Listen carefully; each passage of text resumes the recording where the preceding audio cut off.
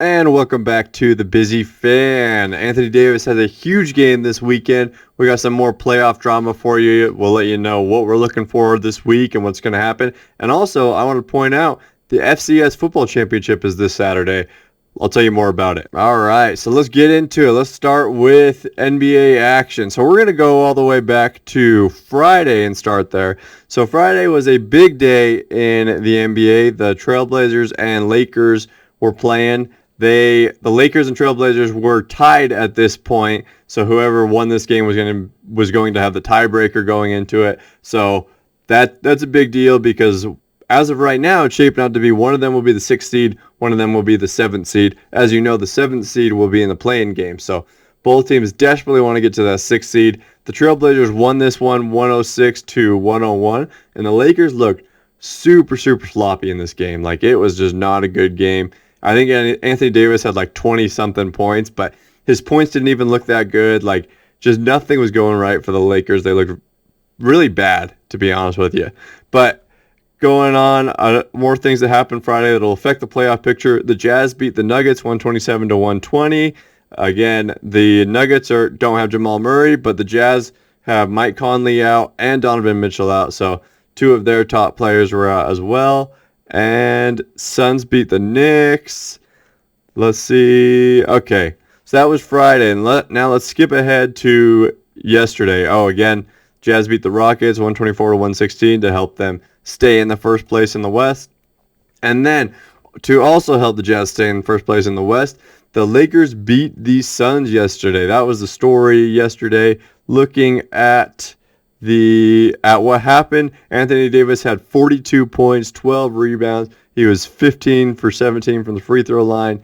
He stepped up big time. This was the Anthony Davis of the bubble last year. This is the Anthony Davis that they are going to need if they're going to make it to the NBA Finals and if they're going to have a chance to win the NBA Finals. This Anthony Davis has to be showing up with a healthy LeBron James. That's the only way. That's the only chance that they have. So that was very big. The Jazz are super thankful for this because it helps them in this first seed here in the West. As you can see, Phoenix is in second, so it helps out the Jazz a ton. Let's look at any other games. We had the Pelicans Hornets. The Pelicans beat the Hornets 112-110. That is only like worth talking about because it was the Ball brothers, LaMelo and Lonzo, playing against each other. Super tight game. The Pelicans came up with the win. The Knicks beat the Clippers. Julius Randle went off. He's had an awesome season. Definitely the most improved player this season. So that's what's going on in the NBA. Let's look at some of the highlights here. So yesterday was the day DK Metcalf ran the 100 meters. He ran a 10.36, which for someone that size, that is crazy fast. He got last in the heat that he was in. So not a great track time compared to all of these athletes who constantly prepare for track and field and everything. But just like the size of him and everything that he can do, like it's absolutely insane that he was able to run this fast. I think it was a very cool event, good for track and field because I like track. You know, I ran track as a kid, so I like watching track when it comes on. But there's not a lot of people who do like watching track. But everyone was watching this. Everyone wanted to see how DK would do. 10.36 is blazing fast, especially because he had a pretty good start in this. That was most people's concerns because he had a really fast 40-yard dash. But for those of you who don't know, in the 40, you start whenever you want. You get set up, and as soon as you start, that's when they start the clock. That's not how track works, right? They shoot off the gun, tell you time to go, and then you go. So you have to have crazy good reflexes for that. But he had a pretty good start. He powered through the whole way, and he may have gotten last, but if you watched it, he barely got last. He was like really close with the pack. So good for DK, good for track, very fun event. Now let's go to baseball here, show you some of the baseball scores, and then I want to leave talking about the FCS Football Championship. So let's just go through and scroll here, let you see whatever you want to see. Yankees win, Dodgers lose. That's some of the... Padres win. Padres killed the Giants. Wow. Okay, so FCS football. So I watched the South Dakota State. I lived in South Dakota for a little bit, so I wouldn't call myself a South Dakota State fan, but I was definitely rooting for them in this. They were the number 1 seed. Sam Houston was the 2 seed, and they're going to meet up in the championship now. So things to note, Sam Houston is all about big plays. They're very explosive, do a lot of things well.